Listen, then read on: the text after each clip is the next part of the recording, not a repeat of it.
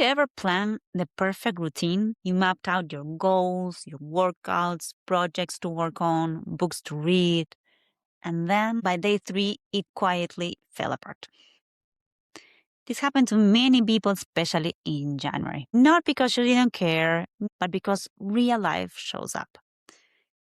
If that sounds familiar, you're definitely not alone. I'm Lucy Paulise, and this is Corporate Therapy, a space where we talk honestly about work, performance, and well-being without burnout.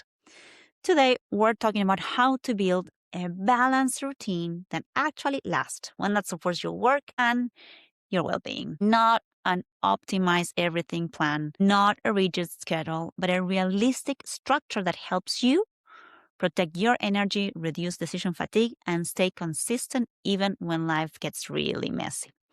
So let's get into it. As a new year begins, you may really feel pressure to optimize everything, eat better, sleep more, work harder, stay fit, do what you love. The question is really how to fit all into your already full day. And this is something that we discuss many, many times with my coaches. The issue isn't discipline or ambition. It's the lack of a balanced routine. After coaching hundreds of high performers like you, I've noticed a similar pattern. Many focus on just one or two priorities at a time. Some work as much as possible and fit in eating or exercise whenever time's left. Others cut back on sleep to train harder and still succeed at work. Eventually, frustration sets in when they get sick more often or gain weight or struggle to focus or feel irritable and emotionally drained. So sustainable performance comes from managing all the fundamentals, not all, but the fundamentals, which are sleep, nutrition, movement, focus work, and time for enjoyment. Okay? So when any of these is consistently neglected, performance suffers. So creating a routine that supports all of them helps protect your energy first so results come more naturally without constant pushing. And here's how we can build a realistic, balanced routine for this year, one that supports your work and your well-being. So first, start with the non-negotiables, which are eat, sleep, and move. A healthy routine doesn't begin with goals or to-do lists. It begins with the basics your nervous system needs in order to function. So eating regularly is one of them, and hydrating, of course. Sleeping consistently and moving your body are not wellness extra. They are performance fundamentals. No matter what you were doing when you were young, maybe you were sleeping less. This is not what works when you are over 25, let's say. I use, for example, my Fitbit to help me stay accountable, especially when it comes to tracking how much I move or how much I sleep.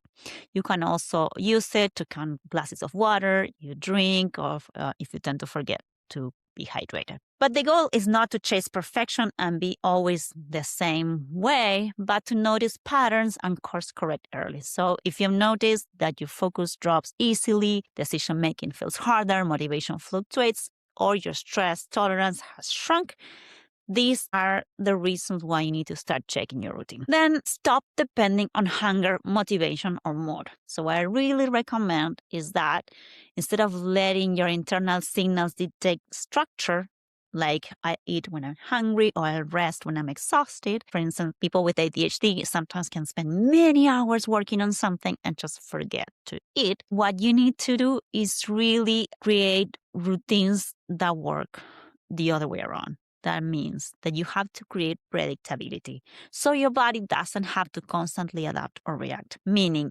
eating at roughly the same time each day. So what I recommend is to create a schedule for the most important things in your life. First, have a schedule for when you're going to have lunch, dinner, and breakfast. For instance, in my case, the times are around 7 a.m. for breakfast, 11:30 a.m. for lunch, 3 for coffee, and 7 p.m. for dinner.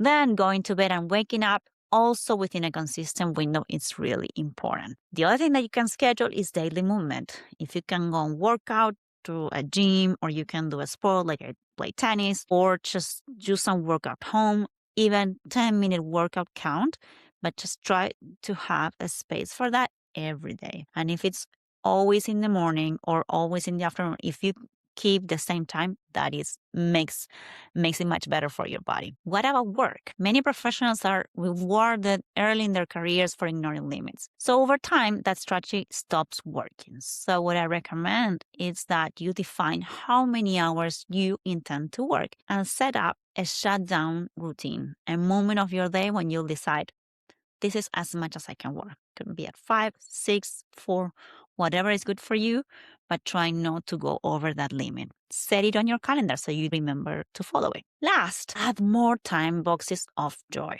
Doing something that you genuinely enjoy helps regulate stress, and try to find times during the day that you can recharge, which will help a lot improve your performance. The good news, of course, is that joy doesn't always require extra time. When your life goals align with what you generally enjoy, like you really like your work, that's adding joy already to your day. For example, if you love writing, try to build a career that allows you to write. Make it part of your day so that you're already supporting your well-being. Now, the question is how to lock in your routine so that it gets easier and it's not a struggle every day. That's when I recommend using time boxing so that whatever you do, it actually lasts. Most productivity systems really focus on doing more and faster. They optimize output but ignore the capacity that you have. So over time, you get burnout. After coaching hundreds of high performers, what I found out that works really well is time boxing. That's why I wrote a book, talks about it, Time Box. And I will tell you now how you can start using it very quickly and see if it's a methodology that can work for you. Basically, when work has no clear boundaries, it expands endlessly. So every task spills into evenings.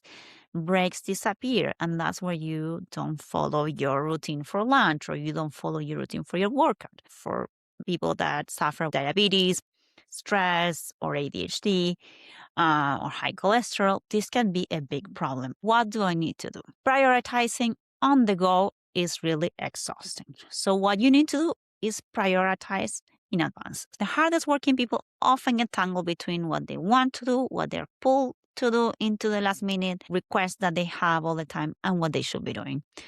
So then prioritizing, it's really exhausting. Staying focused while ignoring urgent notifications gets really hard. And finishing a task becomes really difficult when you're trying to perfect it. So with time boxing, what you create is containment in your day. And how you do it? By putting your to-dos on your calendar. A practice that is known as time boxing. You give your task a home. You can clearly see what your day holds, how much time you actually have, and how long you intend to spend on each task. So time boxing also works because it builds on a habit most professionals already have, which is honoring their calendar. People that I talk to rarely skip meetings they have scheduled with others. So why not schedule meetings with yourself to protect what matters most, to do the tasks that you want to do? So at its core, time box creates clear focus, a defined start for each task, and a defined end. These are boundaries that reduce your mental overload and create psychological safety to say no or to stop perfecting something. Two things that high performers often underestimate. Some people think time boxing is about doing more. It's filling your calendar with many things. So it's filling your calendar with many tasks, but it's doing it intentionally in a way that you can breathe, that you can break, that you can eat, that you can work out, and you can do everything that you want throughout your day.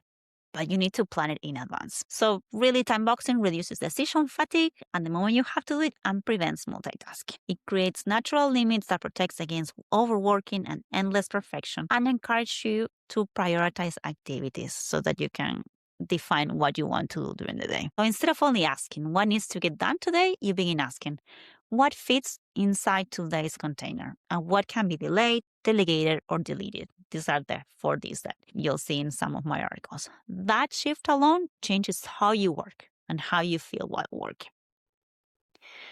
So basically, what I'm saying is, instead of just having meetings on your calendar, have meetings and task schedule. Make sure your time box also your well-being, which is when you want to eat, when you want to rest, when you want to work out. When everything has a home, your nervous system can relax and performance improves as a result. So paradoxically, less available time often leads to better outcomes because attention becomes intentional. So even the psychological closure of scheduling a to-do on your calendar is one of the most effective burnout prevention tools available.